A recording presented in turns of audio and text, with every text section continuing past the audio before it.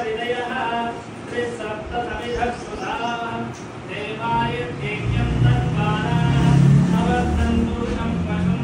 तं यज्ञं परेशिं प्रोक्षन् पुरुषं जातमग्रजा तेन देवायशन्न साक्षार्दयक्षये तस्मादिन्याः सर्वहुतः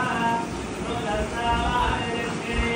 यद्भावं क्रियते तस्मात् तस्मादगायः तस्मादस्मादगायश्च देवेशो विजातः गावो हरिक्रिये तस्मात् घाता अधावयः यत्पुरुषं जगतुः अतिदाव्यगर्वयन् मुखं किमस्य गौबाहु साहूरुवाराहुक्येरे ब्राह्मणोऽस्य मुखमासीत् बाहुरायण्यकृतः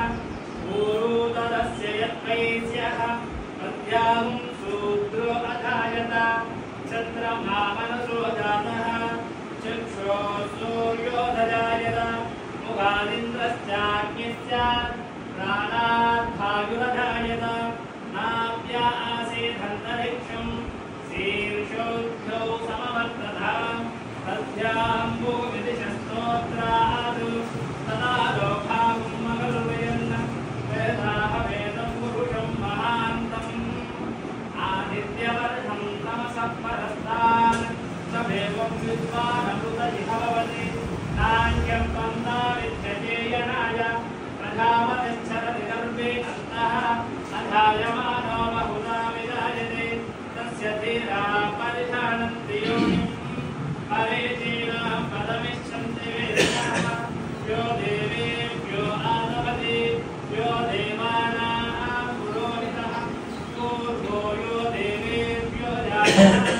नमो रुद्राय ब्राह्मणे रुजं ब्राह्मं जनयन्तः देवार्थे ततः ब्रुवन्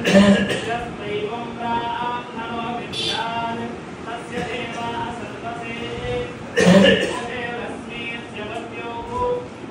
अहोरात्रे पार्श्वे नक्षत्राणि रूपम् अस्मिनोर्व्याप्तम्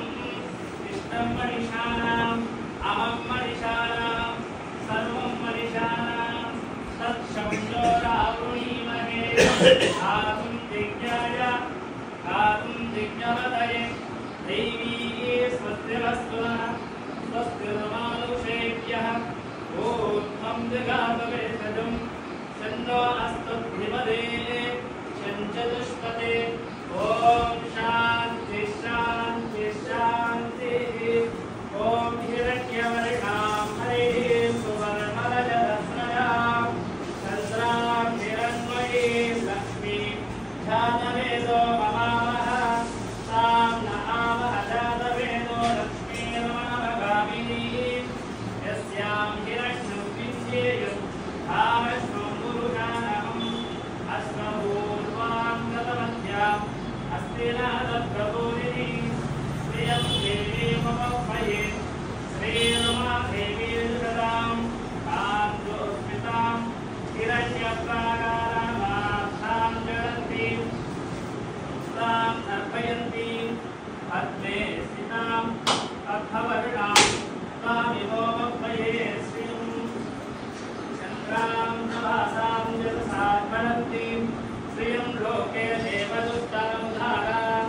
त्वां पद्मिनीं शरणमहं प्रपद्ये लक्ष्मीर्वेणस्य धां तावृणे आदित्यवर्गे तमसो विजातो वनस्पतिस्तव वृक्षोदविश्वः तस्य फलानि तपसानुसन्तु मायान्तरायाश्च भाग्या लक्ष्मीः उपैतुमा देव सकख्ये